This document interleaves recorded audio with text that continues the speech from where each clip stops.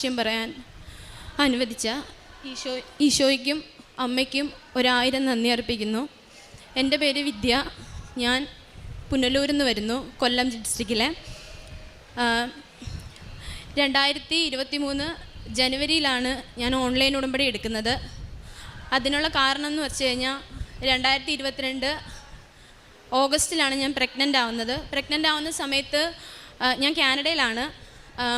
അവിടെ ജസ്റ്റ് ഒരു ഫിസിഷ്യൻ മാത്രമാണ് എല്ലാം ജസ്റ്റ് നോക്കുന്നതും കാര്യങ്ങളും എല്ലാം. അപ്പം ആദ്യം കുഴപ്പമൊന്നും ഇല്ലെന്നായിരുന്നു പറഞ്ഞത്. 1 മാസം കഴിഞ്ഞപ്പം ഡോക്ടർ എനിക്കൊരു അൾട്രാസൗണ്ട് എഴുതി തന്ന് മെയിൻ ഹോസ്പിറ്റലിലോട്ട് പോയി. മെയിൻ ഹോസ്പിറ്റലിൽ ചെന്നപ്പം ഞാൻ കുറച്ച് നേരം വെയിറ്റ് ചെയ്യാൻ പറഞ്ഞു. ഞാൻ അങ്ങനെ വെയിറ്റ് ചെയ്ത്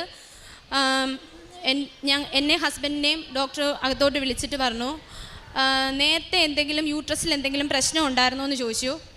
അപ്പം ഞാൻ പറഞ്ഞു ഇല്ല, കുഴപ്പമൊന്നും ഇല്ല എന്ന് പറഞ്ഞു. അപ്പോൾ ഡോക്ടർ എന്നോട് പറഞ്ഞു 8 സെൻറ്റിമീറ്റർ വരുന്ന ഒരു ഫൈബ്രോയിഡ് ഉണ്ട്. പിന്നെ പറഞ്ഞതെന്ന് വെച്ച് കഴിഞ്ഞാൽ എനിക്ക് സഹിക്കാൻ പറ്റാത്തൊരു കാര്യമാണ് ഡോക്ടർ പറഞ്ഞത്, ഈ കുഞ്ഞിനെ 6 മാസത്തിൽ കൂടുതൽ ക്യാരി ചെയ്യാൻ പറ്റത്തില്ലെന്ന് പറഞ്ഞു. ഞാനും ഹസ്ബൻഡും തളർന്നാണ് പോയത് അന്നേരം. കാരണം വീട്ടുകാരും ഇല്ല, ഞങ്ങൾ രണ്ടും മാത്രമേ ഉള്ളൂ അവിടെ. 5 വർഷത്തിന് ശേഷം ഞങ്ങൾക്കുണ്ടായ കുഞ്ഞുമാണ്.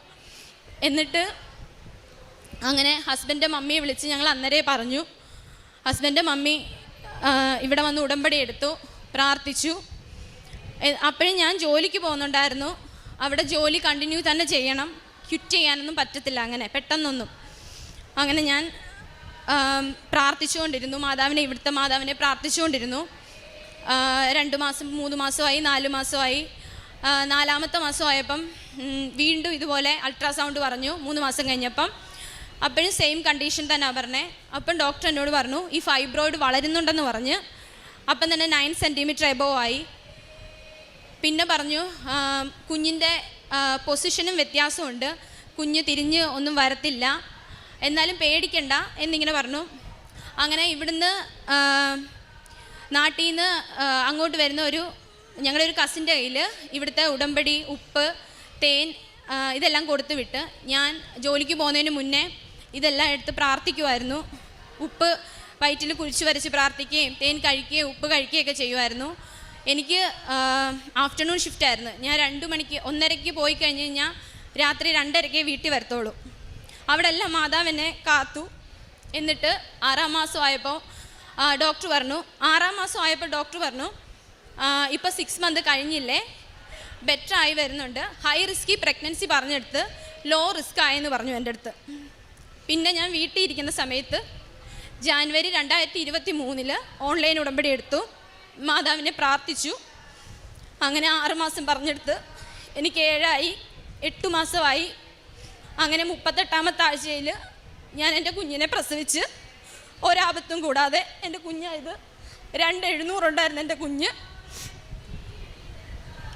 ആപത്തൊന്നും കൂടാതെ എൻ്റെ മാതാവിൻ്റെ കുഞ്ഞിനെ എനിക്ക് തന്നു. അതിനുശേഷം ഞങ്ങൾ നാട്ടിൽ വരാനായിട്ട്, കുഞ്ഞിൻ്റെ ബാപ്റ്റിസത്തിന് നാട്ടിൽ വരാനായിട്ട് ഇവിടെ വന്നു. അതിനു മുന്നേ നാട്ടിൽ വരാനായിട്ട് ഞാൻ ഡേറ്റ് ഇട്ട് പ്രാർത്ഥിക്കുമായിരുന്നു. കാരണം ഞങ്ങളുടെ വിസ സ്റ്റാമ്പ് ചെയ്യുന്നതിന് ഇച്ചിരി പ്രശ്നമൊക്കെ ഉണ്ടായിരുന്നു. സെപ്റ്റംബർ 20 ഞാൻ ഡേറ്റ് ഇട്ട് പ്രാർത്ഥിച്ചു. മാതാവ് അവിടെ കരുണ കാണിച്ചു. സെപ്റ്റംബർ 18 ആയപ്പോൾ ഞങ്ങളുടെ വിസ സ്റ്റാമ്പ് ചെയ്ത് കിട്ടി. ഞങ്ങൾ ഒക്ടോബർ 12-ാം തീയതി ടിക്കറ്റ് എടുത്തു, 14-ാം തീയതി ഇവിടെ വന്നു. എന്നിട്ട് 2 ആഴ്ചയ്ക്ക് മുന്നേ ഞാൻ ഇവിടെ വന്നു. അതിനും ഒരു റീസൺ ഉണ്ടായി. മാതാവ് പരീക്ഷിച്ചാണോ എന്ന് എനിക്കറിയത്തില്ല, എന്നാലും ഞാൻ പറയുക, ഹോസ്പിറ്റലിൽ പോയി യൂട്രസ് ഫൈബ്രോയിഡ് നോക്കിയപ്പം പ്രസവിക്കുന്ന സമയത്ത് ആ ഫൈബ്രോയിഡ് 13 സെൻറ്റിമീറ്റർ ആയിരുന്നു. എന്നിട്ട് ഞാൻ എൻ്റെ കുഞ്ഞിനെ പ്രസവിച്ചാണ് ചെയ്തത്, ഓപ്പറേഷൻ അല്ലായിരുന്നു.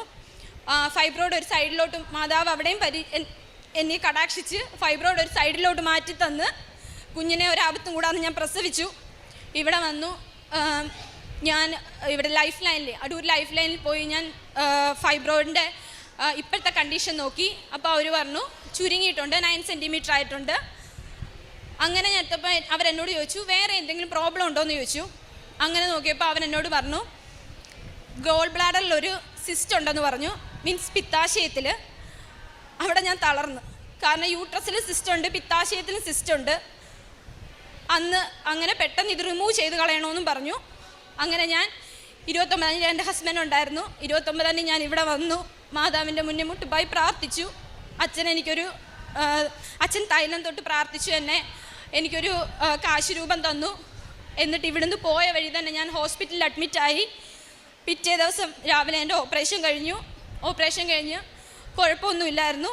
ഒരു കുഴപ്പമില്ലാതെ അവർക്ക് 2 സിസ്റ്റും റിമൂവ് ചെയ്യാൻ കളഞ്ഞു. ഒരു സിസ്റ്റ് 9 to 10 സെൻറ്റിമീറ്ററും ഒരു സിസ്റ്റ് 6.5 സെൻറ്റിമീറ്ററും ആയിരുന്നു. അത് 2 റിമൂവ് ചെയ്ത് കളഞ്ഞു.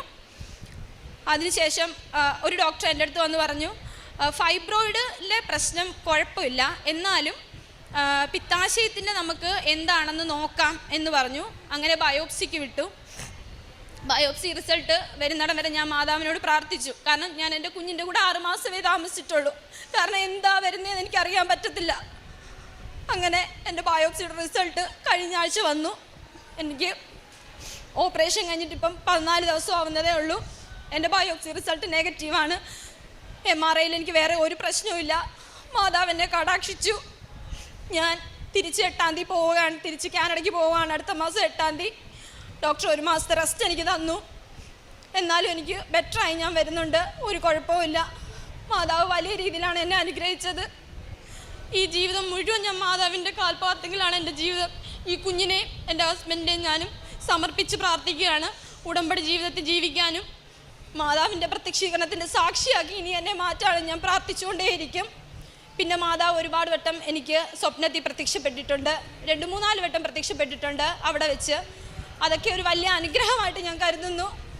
എന്നെ സാക്ഷിയാക്കി മാറ്റിയതിന് ഒരുപാട് നന്ദി പറയുന്നു ഞാനിവിടെ. പരിശുദ്ധമ്മയ്ക്കും